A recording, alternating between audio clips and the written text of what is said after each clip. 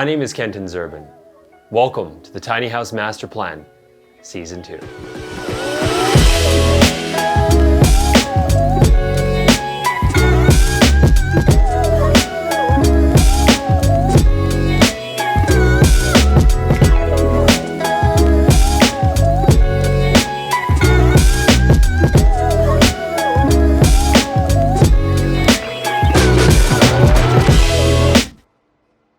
So for me, a tiny home is a way to living a lifestyle that's more in alignment with sustainability. Before I got into the tiny house movement, I was a teacher in the school system. And somewhere along the way, I started to question, why are we teaching what we're teaching to kids today? I didn't believe we were preparing kids for life, and I didn't believe I was modeling any form of sustainability in my life. I had to start looking for something else to teach. So I quit my job, got trained in permaculture, which is a field of sustainable design, and that ultimately led me to building a tiny house. I started diving deep, and of course, into YouTube like so many other people do. And bit by bit, a house going together is not as complicated as people think, as long as you look at the steps and understand why each step is being done the way it's being done. So at the end of that, I went, holy smokes, I have this skill set as a teacher. Surely I can help other people do this faster than I did and with less mistakes and less headache. And then for 2 years, I taught across the whole country before COVID hit. COVID really affected my business. I was trying to reach more and more people, but I was no longer able to do in-person education. So I thought, how do I still reach people? I decided to make a show on tiny homes as a vehicle for learning, provide both education and entertainment in one. So my crew for the Tiny House Master Plan has come from NAIT. It's a polytechnic school which trains people in diversity of trades. They have capstone projects which allow their students to basically summarize all that they've learned and apply it in a real life scenario for a sponsor. So season 1 was navigating the times that we're in, strapped for human resources and with zero budget.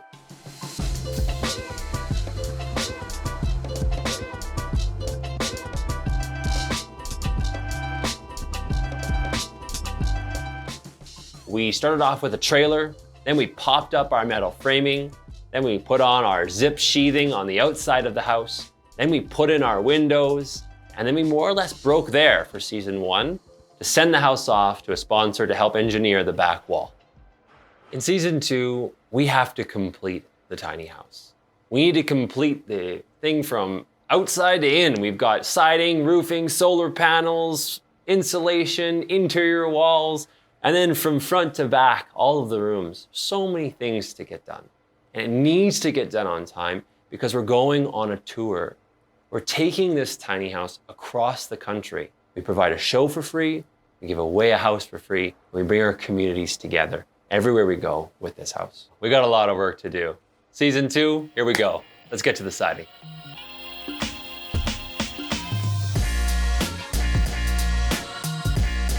And the tiny house has landed back at the shop.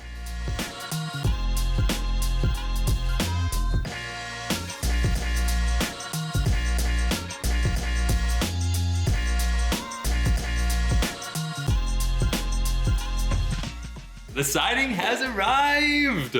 Super exciting. We have an excellent looking, gorgeous shell that we're gonna be putting up, and I'm excited to put it to good use. Today is siding day. We're joined by Mathia and Jordan from Engage Building Products. They're gonna be mounting the QuickPanel and the FastPlank siding. The first one that they're working on right now is FastPlank. This gorgeous wood grain textured, lightweight, 100% recyclable. The other type of product we're using is something called QuickPanel. It's a whole assembly. It's got fire rating to it, recyclability to it, it's got a rain screen system to it. Phenomenal technology. We're gonna be using a classic black. So really, you can imagine what the outside of this thing is gonna look like.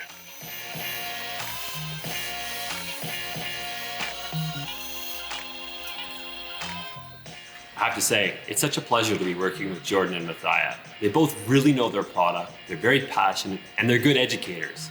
And I say that as an educator.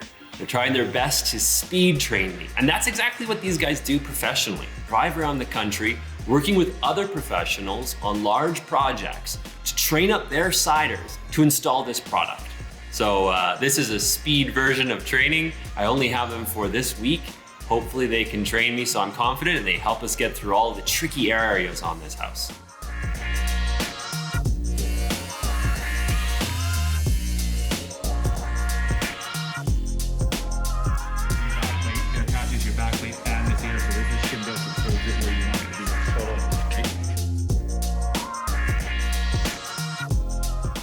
Jordan is a little worried about how the lines on the peak of the siding are going to hit the window and the hatches.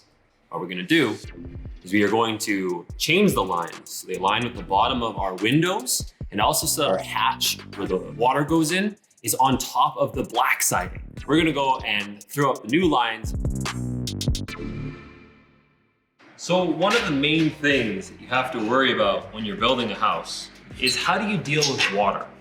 Water always wins. It gets inside your home, it rots your walls, it can freeze and expand and then break things. So you really have to do everything in your power to carry water outside your building. This is the flashing that we used. We do have two types, a perforated one that allows water out and airflow for evaporation, and one that just carries water to the outside. I'll show it right here because we've already got it ready. It's got some tape over top of it, but you can see this little line here, and you can see this lip, that's this lip right here. So if water's rolling down the wall, it goes on top of the tape, it goes on top of the flashing, and it rolls to the outside and drips off. Okay, the back plates have all been installed. We're now ready to cut and test fit the actual panels.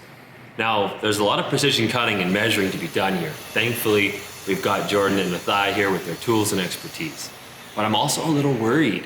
I mean, if the house was perfectly square, this would be a lot easier. But when these guys leave, I don't know all the tricks of the trade that they do, how to make every single bit look perfect, which they're doing. They're making this look so good. And I'm worried about being able to have the same level of quality.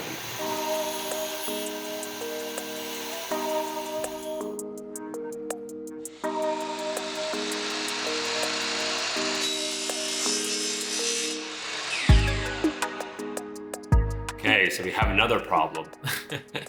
There's only one of me, the siders are supposed to be training me, and I also have these teams of NA students who are arriving. I need to give them my time and attention. What that means though is I keep getting pulled away from the siders, and I'm supposed to be learning how to install this FastPlank, but thankfully, I may not need to, because these guys are working pretty fast, and they might be able to finish it, and then they can just train me on the QuickPanel system. Jordan told me he's not so sure that we can do both sides of the house. So I better get to training and learning fast.